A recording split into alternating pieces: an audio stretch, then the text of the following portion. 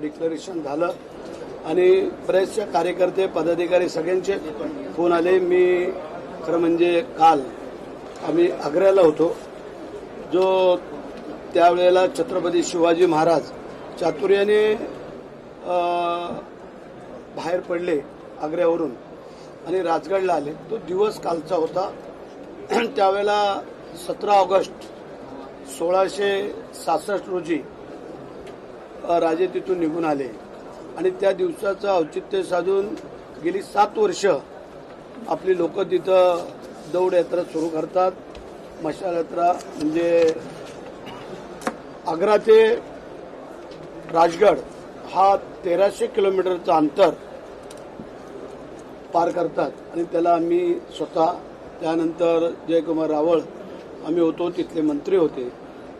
ते कार्यक्रम करून नंतर आम्ही आग्र्याला छत्रपती शिवाजी महाराजांचं स्मारक व्हावं आणि ते भव्य दिव्य असावं, त्यासाठी काल MTDCचे अधिकारी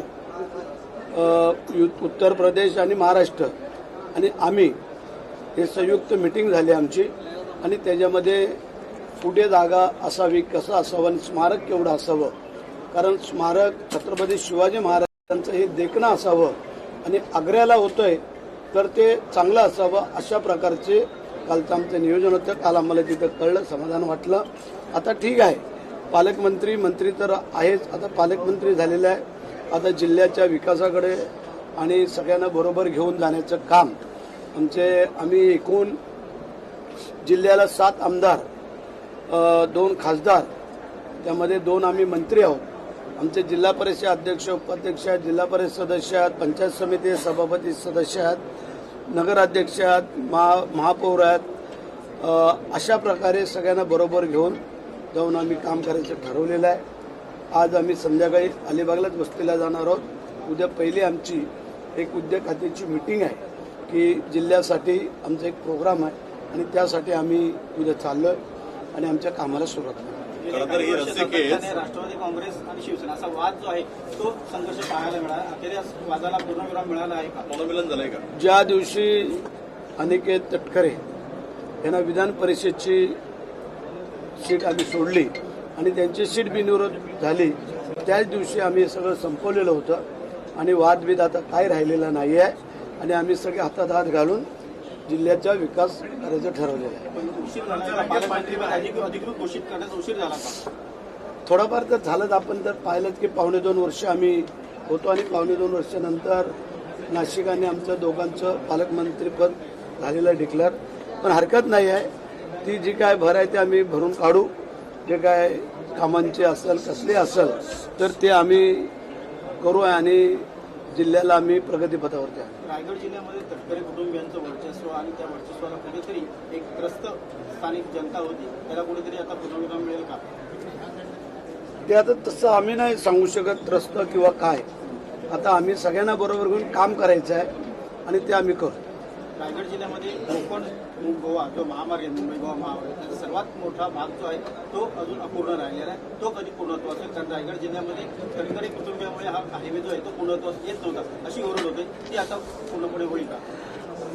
पहिलं कामच आम्ही हातामध्ये घेतोय, कारण येणाऱ्या गणपती उत्सवाला आपल्याला माहिती आहे सगळे कोकणातले चाकरमाने मंडई आणि बसेस आणि गाड्या बऱ्याच मोठ्या प्रमाणात जात असतात. मी एक 10 दिवसापूर्वी एक मीटिंग घेतली कोकण भवनला आणि त्या मीटिंग नंतर कामालाही सुरुवात झालेली आहे. परंतु आमचं आहे की जो माणगाव बायपास आहे त्याची 1 लेन सुरू करायची आमचं मानस आहे. गर्डर टाकायचं काम आम्ही करतोय आणि ते गर्डर टाकून झाले तर 1 लेन तिकडून आम्हाला बायपास करता येईल, बायपासच्या मार्गाने, आणि कशी गर्दी कमी करता येईल त्याचा आमचा प्रयत्न. आणि जे काही खड्डे रस्ता नादुरुस्त आहे तो काही कारणास्तव झाला होता तो आम्ही पूर्णत्व नेण्याचा प्रयत्न करू. पालकमंत्रीपदाची अधिकृत घोषणा झाल्यानंतर तुम्ही सुनेत्रा वहिनींना देखील भेटत आणि एकनाथ शिंदे साहेबांना देखील भेटत, काय नाही? मी तिघांनाही भेटलो. या मुख्यमंत्र्यांचं पण आता मी स्वागत केलं, त्यांचं अभिनंदन केलं, सुनेत्रा वहिनी केलं आणि आमचे नेते एकनाथ शिंदे साहेब त्यांचंही केलं. आमचं कर्तव्य आहे ते आम्ही केलेलं. काल शिवसेनेचा कार्यक्रम ठाण्यात पार पडला. भाजपचं एकही मंत्री तिथं नव्हतं. एक आणि दुसरं म्हणजे वंदे मातरमच्या ऐवजी दुसरंच बॉलिवूडचं गाणं प्ले झाल्यावरून टिकावताना पाहायला. ते आता मला काय कल्पना. मी आग्र्याला होतो काल आग्र्याला असल्यामुळे मी रात्री आलो उशिरा, माझं जवळ 12-12:30ला येणं झालं.